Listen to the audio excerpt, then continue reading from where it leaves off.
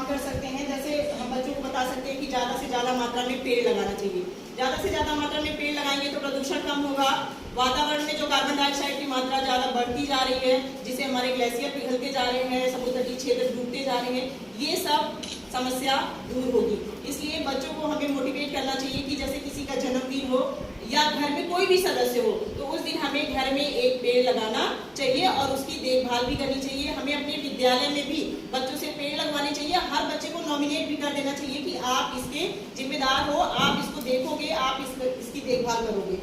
और हम बता सकते हैं बच्चों को कि सौर ऊर्जा का ज़्यादा से ज़्यादा प्रयोग करो। जैसे आजकल क्या है कि बहुत ज़्यादा प्रदूषण बढ़ रहा है, सब लोग सार्वजनिक वाहन का सबको प्रयोग करना चाहिए, क्योंकि पेट्रोल और डीजल से चलने वाले वाहनों का प्रयोग लोग ज़्यादा मात्रा में कर रहे हैं, जिससे कार्बन मोनोऑक्साइड, कार्बन डाइऑक्साइड और तमाम प्रदूषण वाली गैसें निकल रही हैं जो हमारे वातावरण को प्रदूषित कर रही हैं। इसलिए हमें सार्वजनिक वाहन जैसे बस है, ट्रेन है, इन सबका सहारा लेना चाहिए और सौर ऊर्जा को भी बढ़ावा देना चाहिए। जैसे सीएनजी वाली गाड़ियों का प्रयोग ज़्यादा से ज़्यादा करना चाहिए।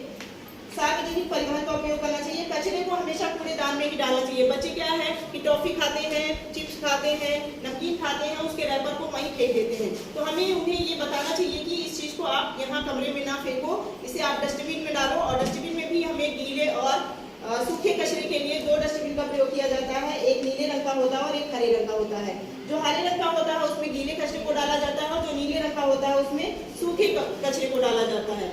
इसका प्रयोग हमें करना चाहिए क्योंकि इससे हम पुनर्चक्रण की क्रिया को भी अपना सकते हैं और उसके द्वारा वेस्ट मटेरियल का पुनर्चक्रण करके नए सामान को उत्पादित कर सकते हैं।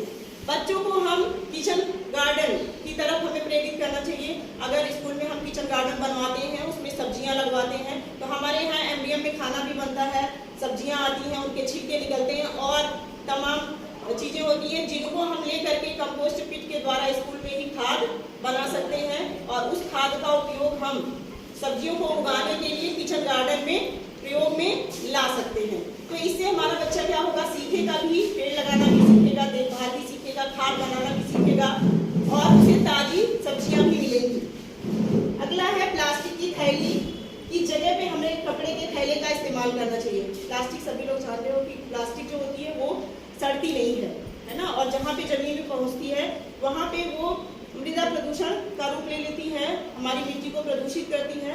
इसलिए प्लास्टिक का उपयोग हमें कम से कम करना चाहिए। उसकी जगह पे हमें बच्चों को मोटिवेट करना चाहिए कि आप कपड़े के थैले का उपयोग करिए। खुले में शौच नहीं करना चाहिए। खुले में शौच करने से हमें तमाम तरह की बीमारियां होती हैं, गंदगी फैलती है। ये भी हमें समझाना चाहिए बच्चों को कि खुले में शौच नहीं करना चाहिए, शौचालय का प्रयोग करना चाहिए। जल और भोजन की बर्बादी भी नहीं करनी चाहिए। बिजली का प्रयोग जब हमें बिजली की आवश्यकता हो तभी हमें उसको उपयोग में लाना चाहिए। जैसे होता है कि दिन में भी लोग बल्ब जला के रखते हैं जबकि हमें जरूरत नहीं होती है, या फैन चल रहा है, कोई नहीं है कमरे में, तो ऐसी कंडीशन में हमें स्विच को बंद रखना चाहिए, या चार्जर है लगा के छोड़ देते हैं, स्विच ऑन है, तो इन सब का हमें ध्यान रखना चाहिए।